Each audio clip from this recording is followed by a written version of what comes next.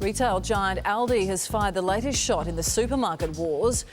In fact, they are aiming to be the third largest U.S. grocer by store count by the year 2022. Is this more of a competitor to a Trader Joe's? Aldi's been here for 40 years under the Aldi brand, or?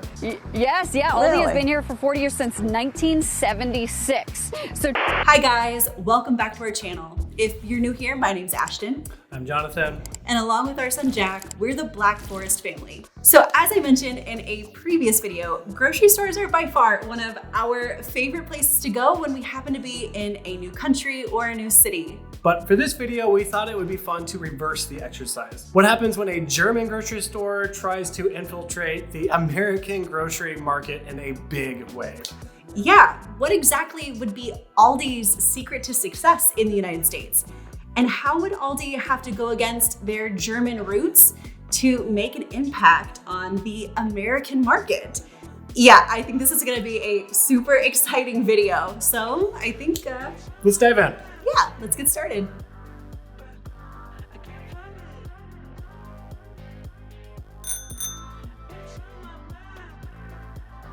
So to understand Aldi, you need to understand how it began. The company dates back to 1913 when Anna Albrecht opened a small grocery store in Essen called Albrecht. By 1948, after the conclusion of the Second World War, her two sons, Carl and Theo, took over the business and began expanding it, offering low-priced groceries and basic necessities in an economy and a country that was still very much struggling and trying to recover from the war. And by fulfilling this need, they proved to make a strong and successful business. After just 10 years, the brothers had grown their business from a single store in Essen to a fledgling grocery empire with over 300 stores. However, by the start of the 1960s, things were shaking up a bit with their business. For starters, they changed their name from Albrecht to Aldi, which is actually an acronym. Take the first two letters of Albrecht and the first two letters of discount, and you have Aldi. Yeah, I find this nickname to be quintessentially German. It is direct, to the point, and no fluff. Yeah, but I feel like the biggest shakeup to their business actually happened when they decided to split the entire company in two. The brothers quarreled over whether they should sell cigarettes. As the story goes, Carl believed they would attract shoplifters while his brother did not. But despite their grocery empire having a cash flow of 90 million Deutschmarks yearly, the brothers decided to part ways and split the company into Aldi Nord, located in the north, and Aldi Süd, as you can guess, in the south. And they have been financially and legally separate since 1966. The border between their territories is actually commonly known as the Aldi Äquator, literally the Aldi equator. So together, Aldi has about 10,000 stores worldwide, but as it pertains to the United States, these are all operated under Aldi Süd. Aldi Süd opened their first Aldi store in 1976 in Iowa, and then slowly expanded throughout the Midwest and on to the eastern half of the country. Today, you'll find that the majority of Aldi stores are located in the eastern half of the US and in some locations around Los Angeles. Now here in Germany, just like in the United States, Aldi is a discount grocer. But whereas in the United States, it is kind of its own animal. But here in Germany, there are multiple discount grocers such as Penny, Lidl, and Netto. Yeah, but I would say that as an American living in Germany, it's been my observation that there isn't as big of a difference between like Aldi or other discount grocers and the non-discount big chain grocery stores like maybe Edeka or Rewe. I don't know, they seem to have a lot in common, whereas in the United States, there's a stark difference between them. Yeah, exactly. There seems to really be sort of this monumental shift. And I think that's because, honestly, a lot of the grocery stores here in Germany employ a lot of the same tactics. For example, even at Rewe or Edeka, you will still need to bring along a 50-cent or €1 coin to get your grocery cart. And the expectation is still there that you bring your own bags and you bag your own groceries. But like we mentioned, these practices are basically just uniquely Aldi in the United States. Yeah, and what I think is actually pretty interesting is Aldi is kind of betting big in the United States that this uniqueness to their shopping experience and their big savings is actually going to be extremely profitable. In fact, they are aiming to be the third largest U.S. grocer by store count by the year 2022. Now, to be fair, the owner of Aldi in the United States is Aldi Nord.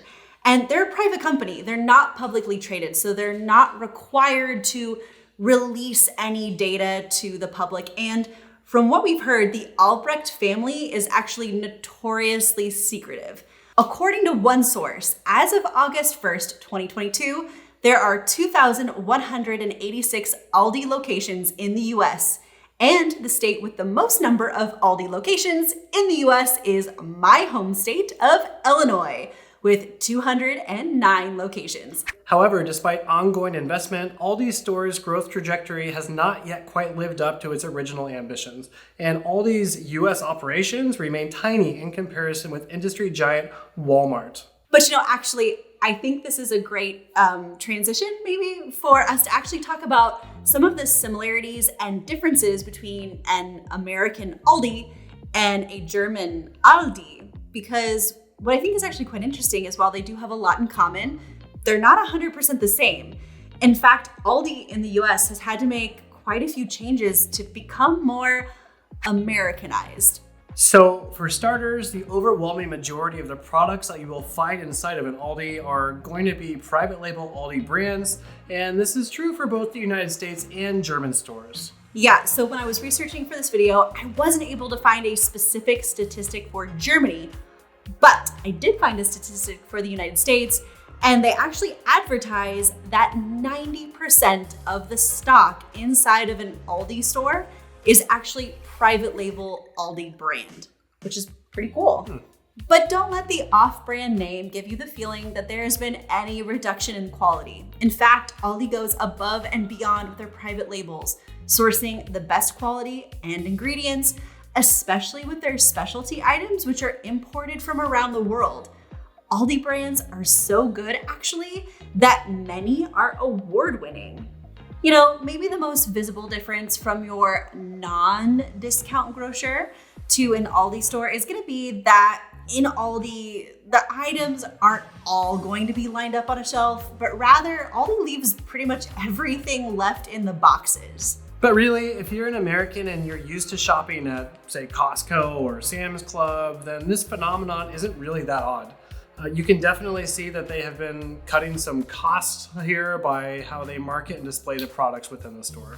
Now, for Americans, the use of a coin deposit to receive a shopping cart, which is then returned upon successful return of the cart, is a very uniquely Aldi experience. But like we mentioned at the beginning of this video, while that might be really unique in America, that's not necessarily unique here in Germany. Most grocery stores are going to also employ the whole, coin cart return thing. You'll probably even see it at like hardware stores like Obi and Bauhaus. It's just sort of a standard practice. And you probably guessed why they do it. It helps keep costs low.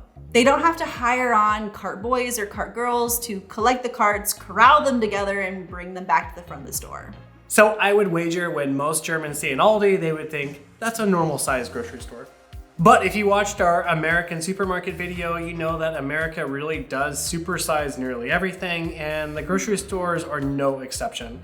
Unless, of course, you are talking about Aldi. Very much similar to the German stores, Aldi grocery stores are not large supermarkets. According to their website, Aldi only offers a selection of 900 core products. And since they don't have big label national brands, they have less to warehouse and display in the store. And last but not least, you're gonna find that the interior of an Aldi in both Germany and the United States are very similar in that they take a minimalist approach to decoration and the display of products. But unlike Trader Joe's, which I know, we'll talk about them here in a second, but Trader Joe's, for example, they actually do spend quite a bit of time in like fancy packaging and displays inside of their store.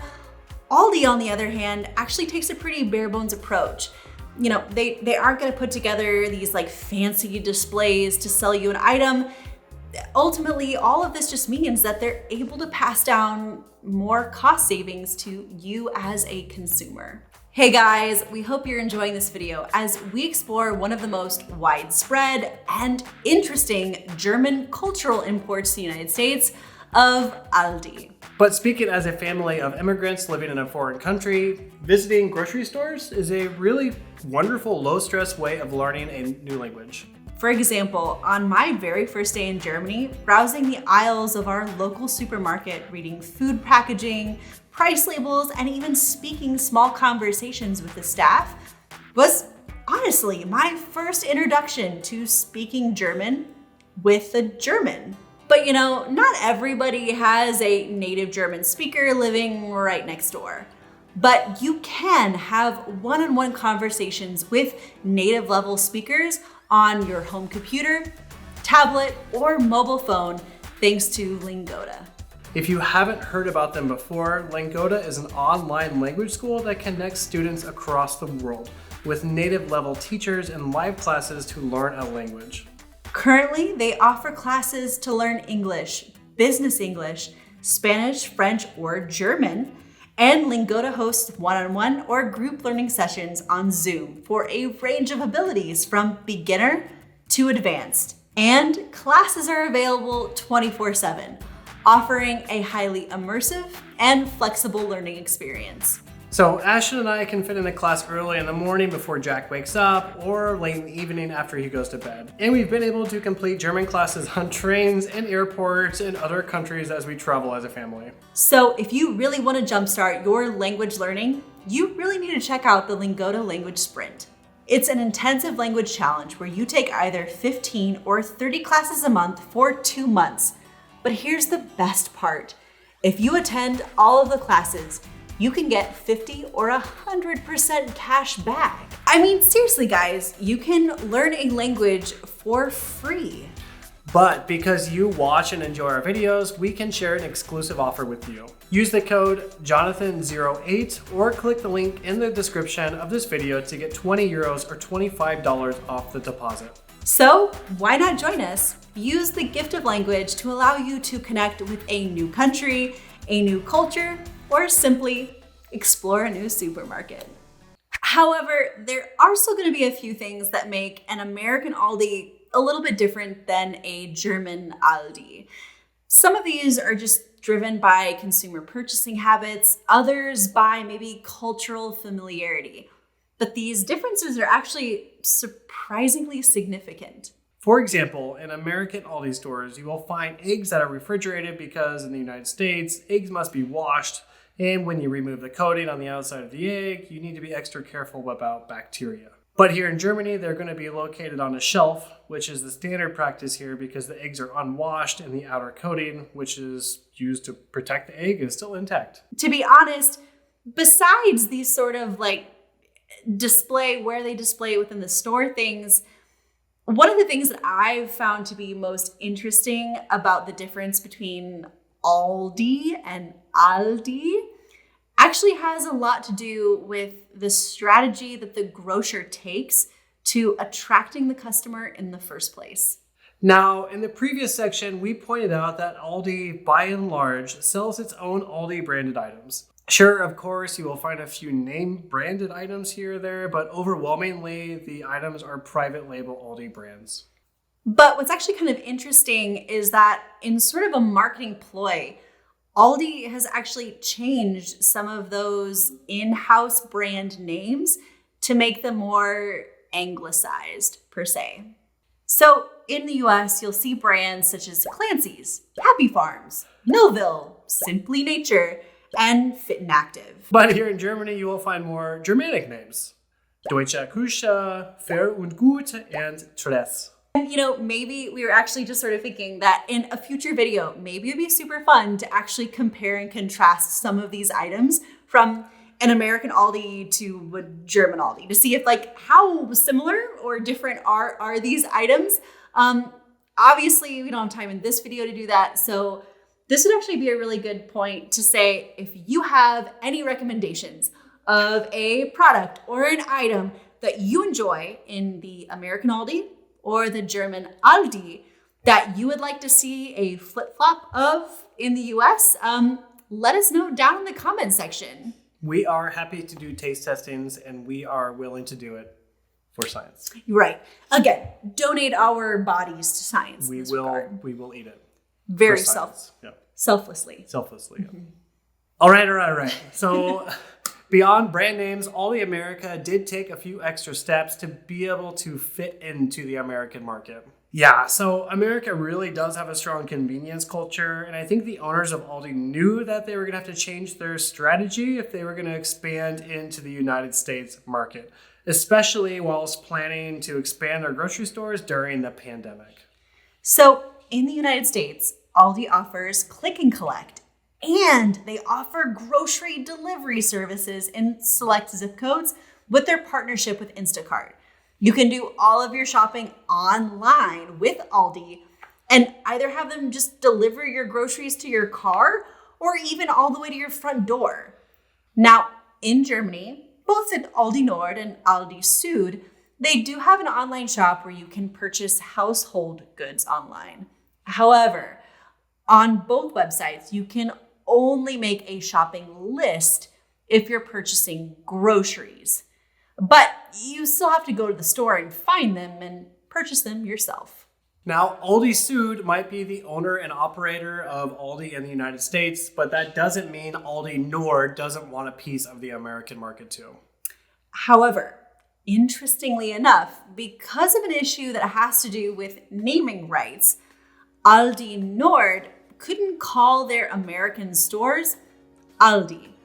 So instead, they're the owners and operators of a different chain in the US, Trader Joe's. Now, although owned by Aldi Nord, there is a huge difference between Aldi Nord in Germany and Trader Joe's.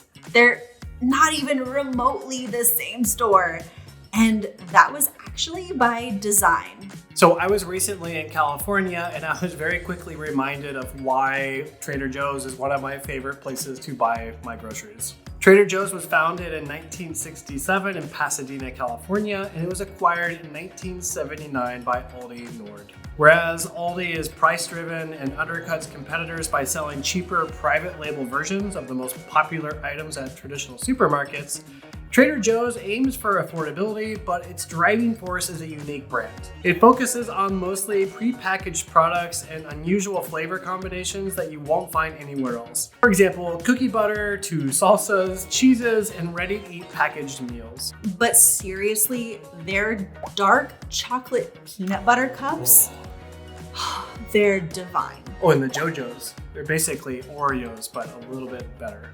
They also have really good spices and salsas that you actually bought some when you were in the United States. Oh yeah, and some seasonings. Oh yeah, I'll show you. Are you serious? You're really gonna go grab those? Literally, every time we're in the United States, we stock up on this. So if you can't tell, he's a little obsessed. Passionate. I like good food. But the grocery store chain is also known for its quirky culture. Employees are easy to spot in their Hawaiian shirts, and they go out of their way to be helpful. And the stores are even livened up by creative chalkboards and other tropical decor, including plastic lobsters. So I feel like that's actually kind of one of the things, among others, that we'll explain here in a second, that still kind of clue you into the fact that while they might not be called Aldi, they're still owned by Aldi. For example, today, 80% of the products carried by Trader Joe's are private label brands. Again, a heavy emphasis on store brands helps to keep costs low because they buy direct from suppliers whenever possible. No middleman markup. And all of those store-branded foods and drinks are free of artificial flavors, artificial preservatives, synthetic coloring, and genetically modified ingredients. Something that Aldi has also committed to doing.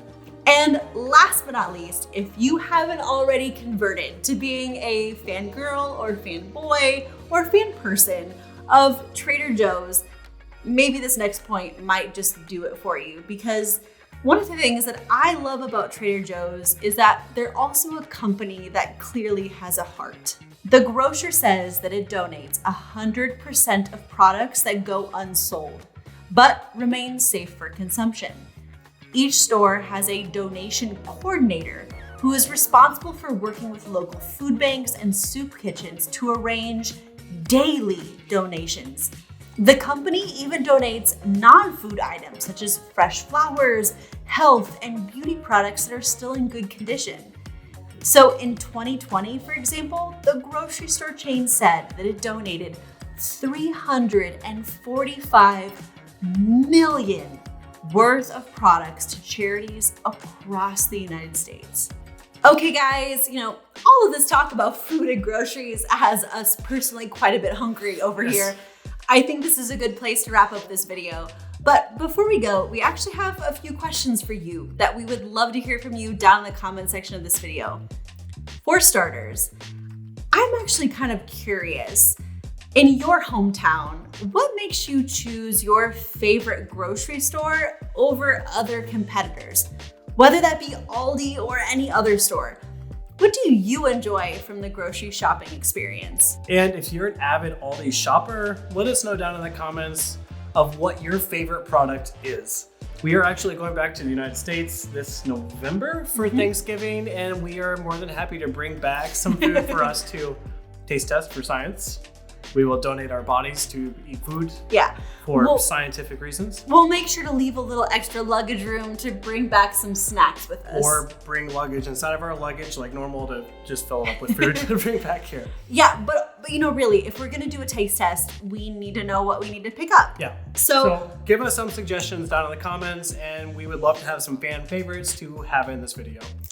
And as always, guys, if you enjoyed today's video, be sure to hit that thumbs up button. And for more content from the Black Forest family, hit that subscribe button.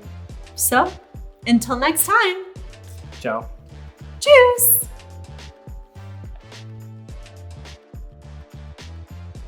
Yeah, I find this The